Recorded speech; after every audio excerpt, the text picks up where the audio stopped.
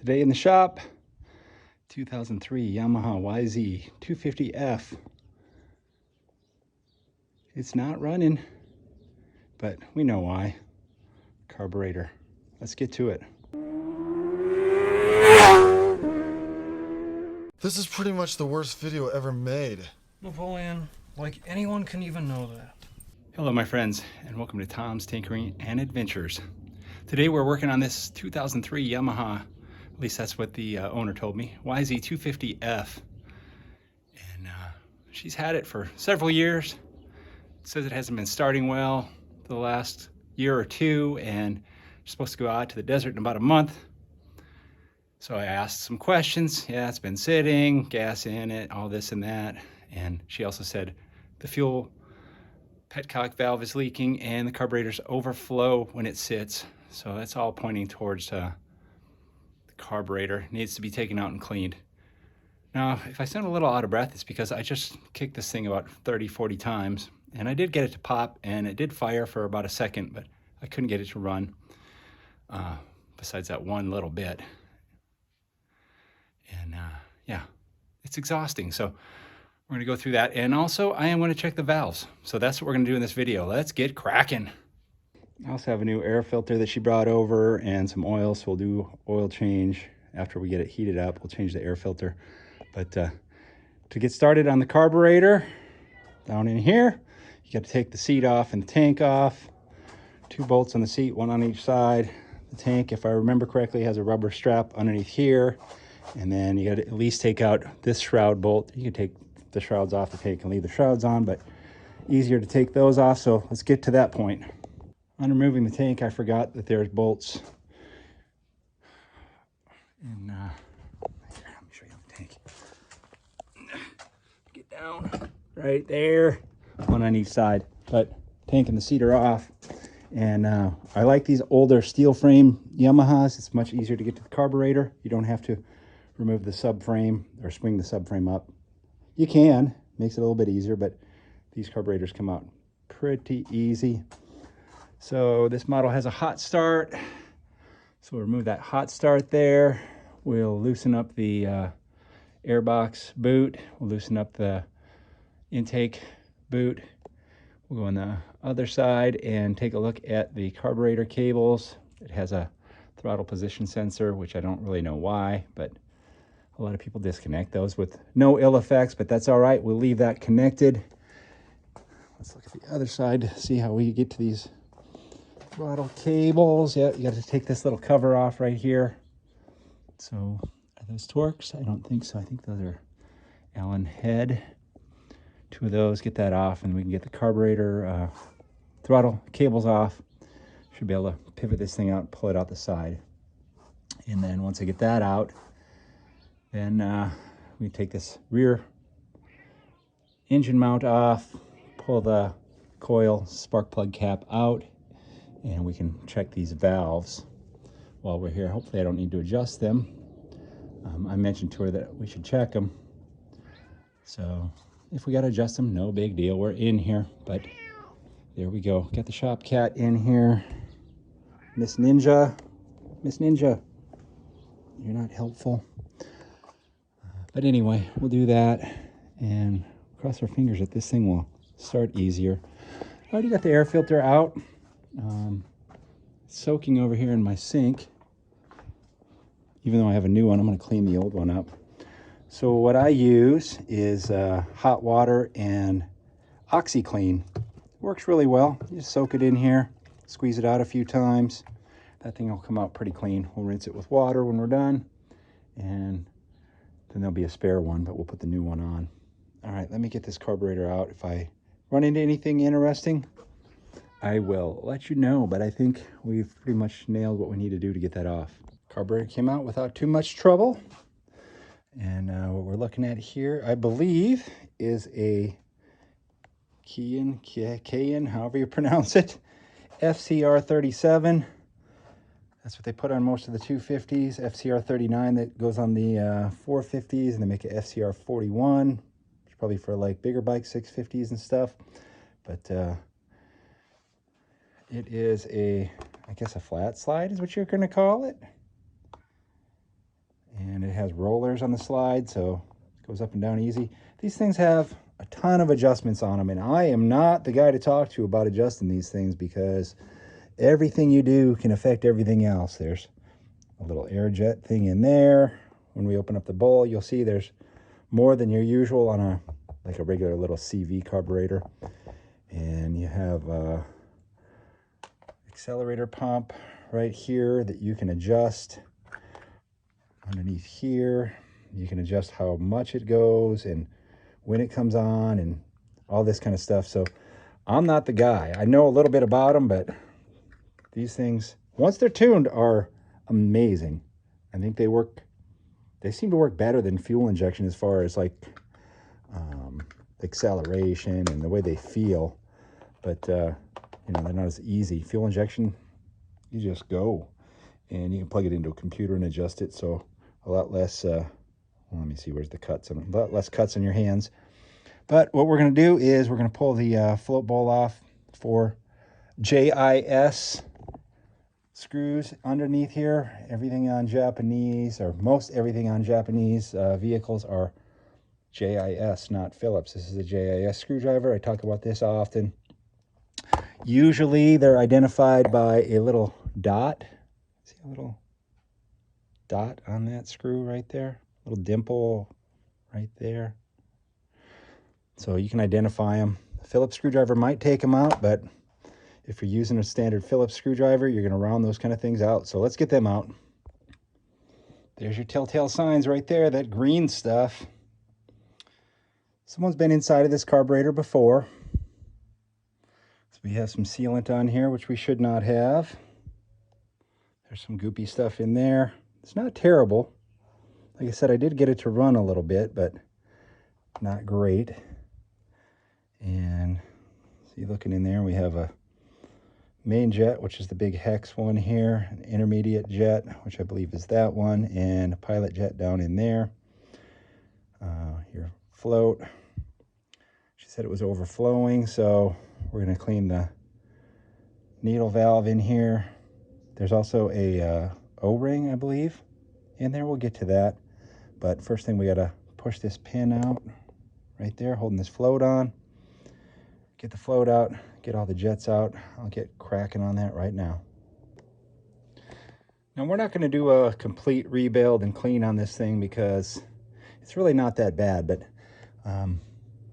if you have one of these that's in really bad shape, I highly recommend researching the mid-body gasket.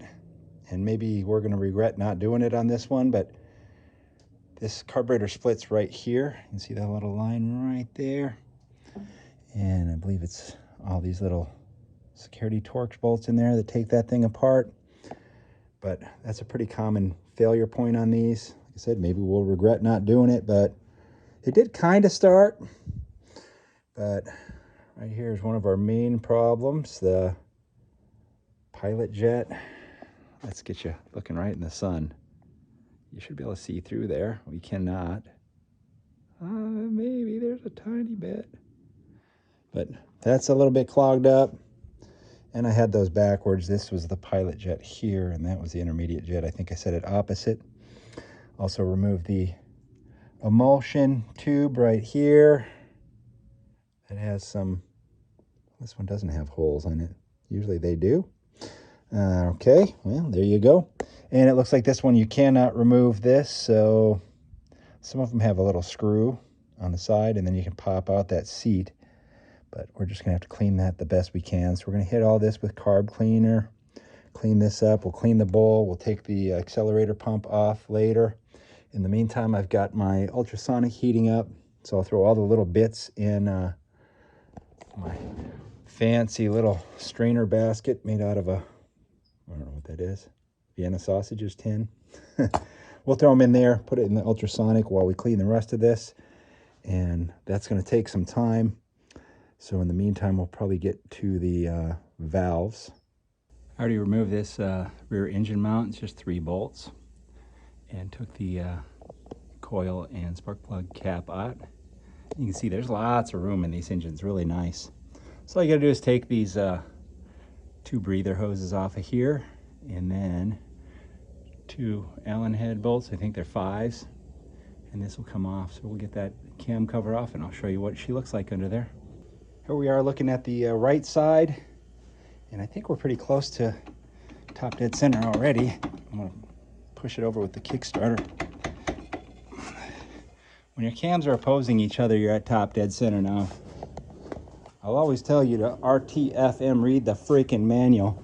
So what you're supposed to do, take this cover off here, that one. You're gonna see the timing mark in there. But there's also some dots on here you can line up. So I can take these off and show you what you're supposed to be looking for. But from doing this a bazillion times, I already know. I know maybe you don't. So like I said, I highly suggest a manual. Don't just trust some Yahoo on YouTube. And this is a 5-valve motor. Look, 1, 2, 3 intake lobes and 2 exhaust lobes. So I'm gonna get it to top dead center. I'll pull these off. Looks like this bike has been serviced because there's no reason for anyone to take those off if they weren't getting in here. So, and there was a little bit of witness marks on the bolts of the cam cover.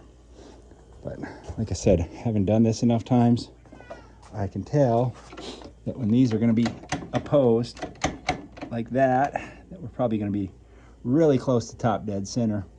Now, you do have 2 top dead centers, so don't get it wrong, because top dead center on the exhaust stroke is going to have your exhaust valve open, so you will be in the wrong top dead center, and if you try to adjust your valves that way, you're not going to be running.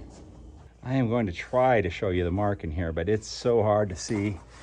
I've got a light, and yeah. Anyway, there is a mark in there, and then see that dot right there, and there is a dot on the exhaust cam. Those are lined up parallel with the head. Your cams are opposing. We're in top dead center to check our valves right now. And if for whatever reason you take your cams out, you gotta line all this stuff up as well. So if we have to adjust them, the cams have to come out. I'm gonna look up the specs real quick and we're gonna come back and check them. There's our valve specifications, 10 to 15 thousandths on the intake and 17 to 22 on the exhaust. So let's go check them. Now I apologize if I get in the way here, but I'm doing the best I can with what I've got here. I've got a thin feeler gauge because my by thin I mean width wise.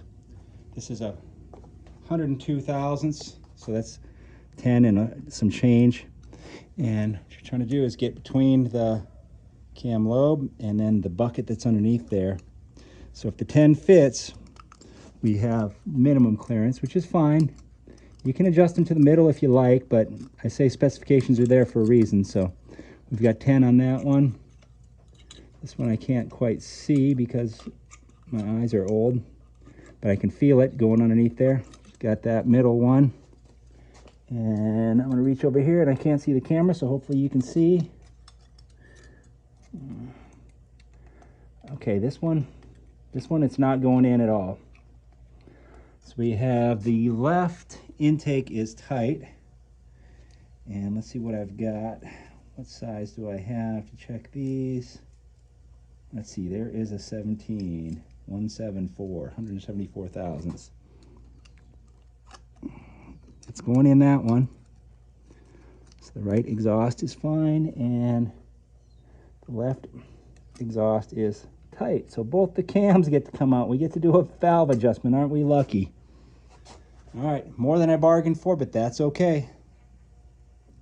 I guess I kind of skipped a step there and I apologize. What I need to do next is to try to see which one fits in this tight exhaust and the tight intake, so then we can kind of get an idea of what size shim we need to go to. So I have a 127 thousandths for this exhaust. That one's definitely fitting.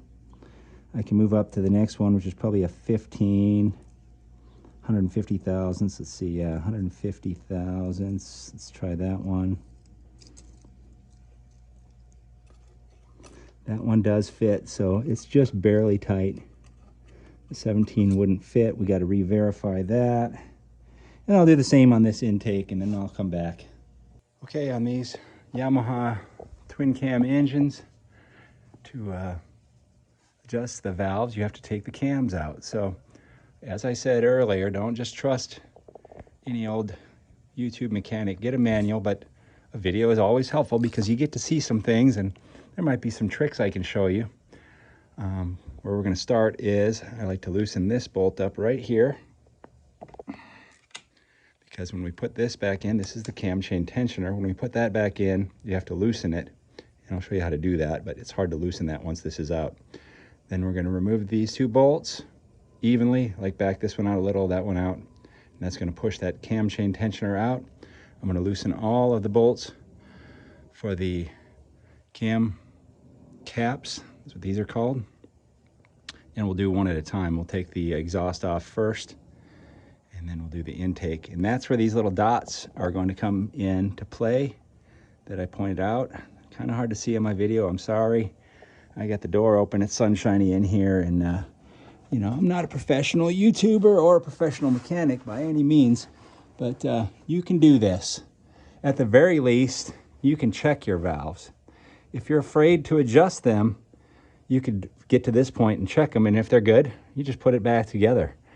And if they're bad, well, you could maybe find a friend who could help you with it, or if you take it into the shop like this with the tank and the seat off, you're going to save a little bit of labor maybe. But trust me, you can do this. This is not rocket surgery or whatever you want to say.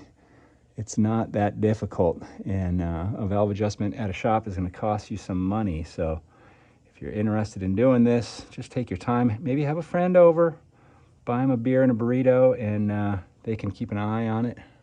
Oh, yeah, and look at that. I'm getting a little out of my league here, but when you're working on stuff, look at other things. I got a shock that's leaking here, so she's going to have that serviced.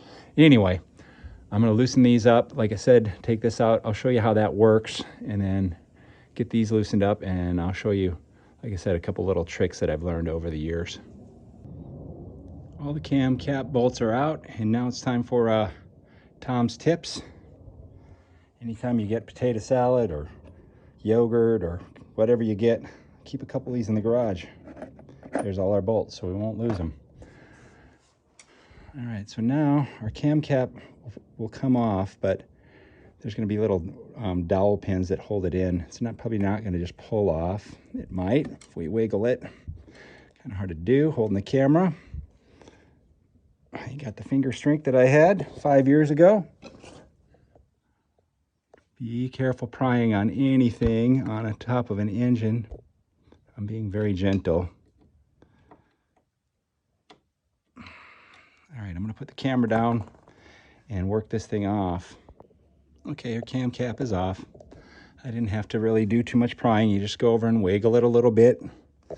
And be very, very, very careful. There is a retainer here that lines up your cam cap with your cam bearing to keep the cam from walking, I guess they call it, where it moves in and out. So that's what locks it in here. And if you're not careful taking that out, you'll drop it right down here. Ask me how I know. One of the things that you can do is stuff some rags in here like this. That'll prevent that from happening. So now we can take our cam out, and right here is our cam buckets, cylinder, intake, I mean to say. And number one was the one that we had an issue with, so now we have to pull that bucket out. And usually I can do that with a magnet. Yeah, now is another time where some rags are very helpful, because if you accidentally drop that, it's going to fall right down in the worst place possible. Let's see if we can get that one to come out. There you go. And inside of there is our valve shim. I'll take it over and I'll show you what we're looking at. Right in there is our valve shim. And if you look closely, maybe I can zoom in. There you go. That says 184. Now we're going to measure that with a caliper to make sure, but that's a factory one because the ones that you buy are only in 5,000ths increments, so that would be a 185. So what that does is that sits between the top of your valve and the bucket, and then the cam lobe rides on the bucket, and your clearance is measured between the cam lobe and the bucket. So since we have a tight valve, we need to increase that distance, so we need a smaller valve shim. So since that's a 184, the next smaller one I'm going to have is a 180, which means we'll open up our valve clearance 4,000ths, and we were measuring under 10, and I was able to force the 10 in, but boy, it took a lot to get it in there. So when I change to a 180, it's probably going to get us real close to that 15,000ths or 150,000ths. Yeah, 150,000ths. I've been saying that wrong the whole time. But that's going to get us closer to the maximum, which is fine. If you're lucky, you might have a whole bunch of these factory ones around. They come in all kinds of oddball measurements like that, but that's why you have a 5,000ths clearance almost always difference. Because if this one was at, say, 23, and when you put 5,000ths on it, it's going to bring it all the way down to 17. Or if this one's at 9, it's going to bring it almost all the way up to 15. That's why that is your clearance level, and that's why I say not to mess with it if it's at 10. There's nothing I can really do.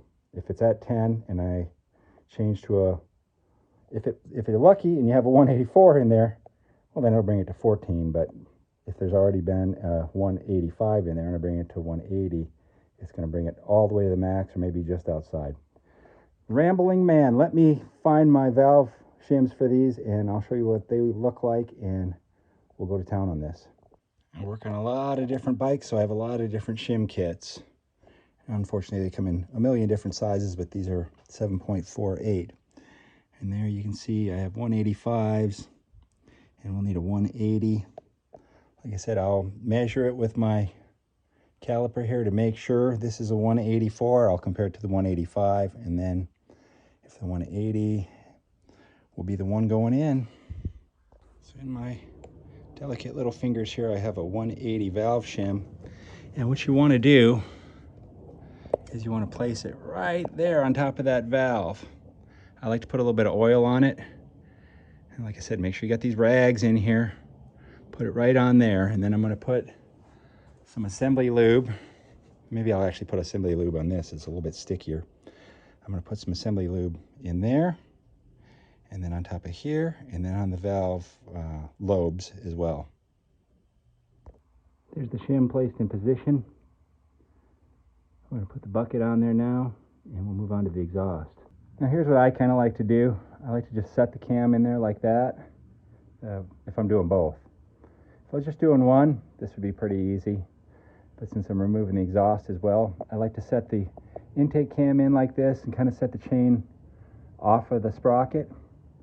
And then we should have enough room to get this chain off. Once we take these bolts out, pull that cap, I can kind of rotate that cam up and out. The chain won't fall down into here. You can hook a piece of wire on here, whatever you like to do, but like I said, remember there's the dot right there. So we're going to line that up. So when we get back to putting this together, I'll kind of show you, because you got to be careful. The chain can fall down in, and if you just hook it on and there's slack on this side, well, then you put this side on. It can kind of be a pain, but it isn't too terribly difficult, so don't get upset about it. I took the cam cap off and I just rolled the exhaust valve up and out of the way. Let me get on this side, maybe you can see better. But now we should have room to get that bucket out on that side, and I didn't move the chain at all, so hopefully, if I don't mess things up, I can pull that bucket, change the shim, roll this exhaust valve right back in, and that timing will not be affected. So we're going to adjust that one out now too. If you plan to do this job, you almost have to have a dial caliper like this, because sometimes you get some shims like this where you can't read be writing on it. I don't know if zoom is going to help. Can't read it. So I had to measure existing ones, and this one appears to be measuring out as a 180. I will triple check it, and then I'll put my last 175 in there, and then I need someone to comment below to remind me to order 175 shims, because I'm sure the next job will need one. Okay, now we have the shims changed, so technically the valves are adjusted, and I rolled this one back and the dot's in the same place, and then I worked this one on, put the dot in the same place, and you're going to want to make sure you kind of stick your finger in here a little bit,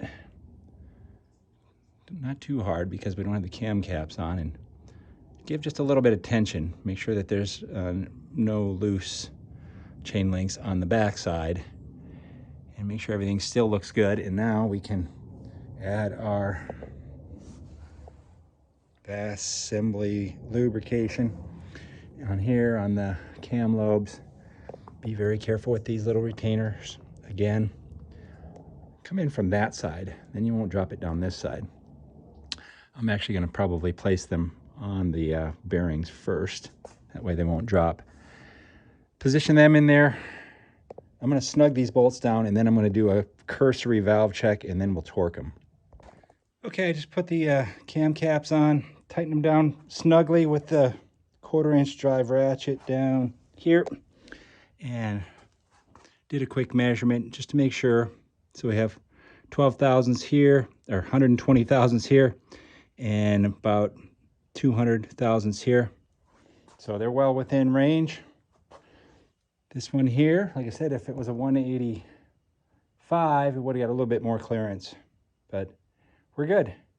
So now I need to look up the torque values on these, torque these, RTFM, read the freaking manual. I will let you know what it is, and then I'll show you how to install that cam chain tensioner. 86 inch-pounds for the cam caps, torqued in a crisscross pattern. Yeah, we're almost done with the valve adjustment procedure here, so we got to get this in, and then we got to rotate the engine over. Make sure after you torque those cam caps down, double check again. I like to check, like I said, when they're just snugged, but you know, torquing them down might make them a little bit tighter. So I'm going to show you how this automatic cam chain tensioner works. Remember we said we had to loosen this thing up before we removed it? That is because this thing extends, but it will not retract automatically. You need a little flat tip screwdriver, and you turn this thing clockwise. I'll turn it, and you can see it's retracting. So you want to install this thing fully retracted. Now the problem is that you have to get this thing in there and hold the screwdriver. You need like 3 hands.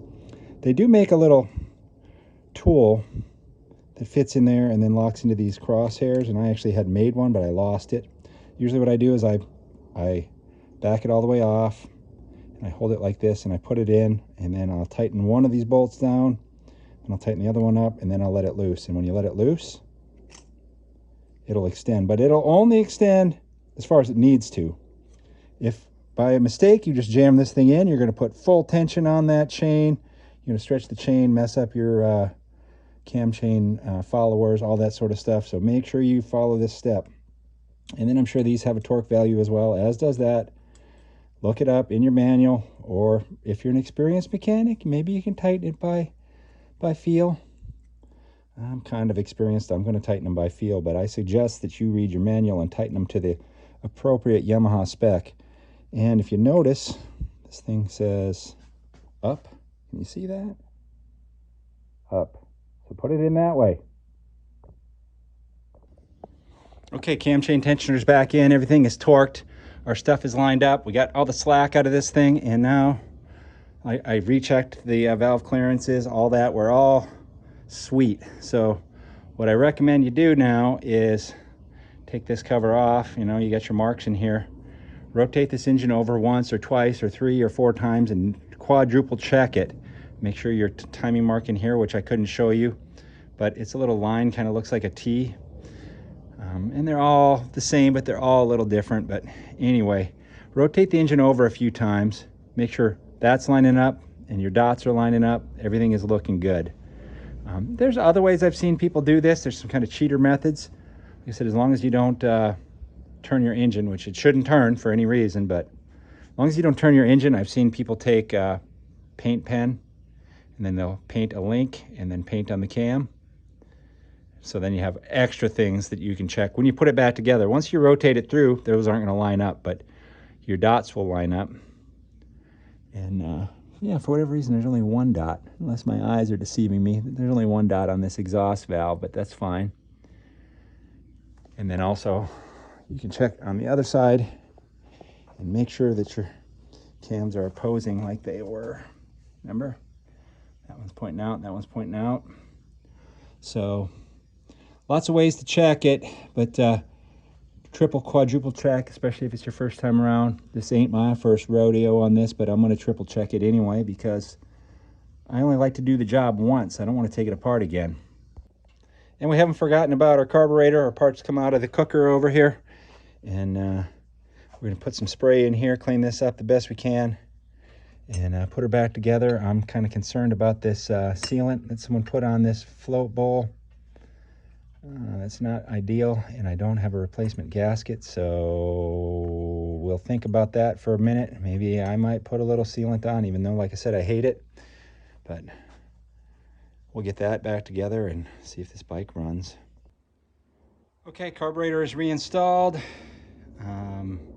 Should be ready to go. Let's see how she operates.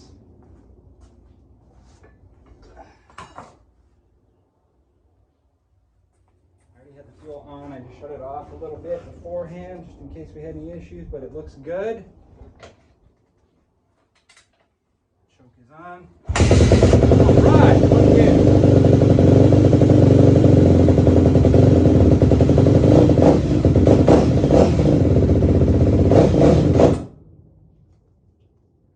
Still cold.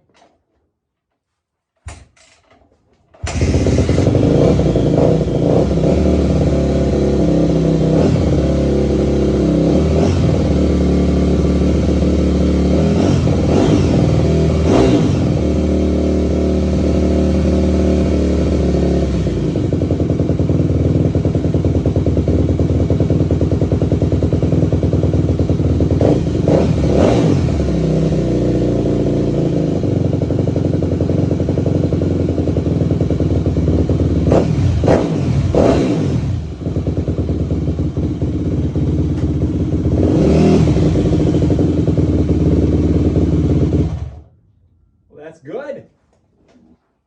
One kick, we love it. And it went off choke pretty quickly. I like that. I'm pretty pleased with that. Fired right up. Had to adjust the idle, so obviously it's been running crappy for a while. The idle was turned way up. I'm gonna run it some more. Double check everything. I want to make sure you ain't got any leakage around your valve cover gasket. The carburetor, when I put it together, the float bowl gasket was not in great condition. In fact, it was in really terrible condition, and I don't know if I showed it on the video, all the sealant that was around it. But when I cleaned the sealant off, it was in terrible shape. And I had a used gasket laying around. I put that on. You can see it's weeping just a little bit right here. It's not dripping. Unfortunately, I can't get one in time, I don't believe, for Miss Michelle, who owns this. But this will work, and then I think it should be pretty quick to change that out. I might not even have to pull the carburetor all the way out.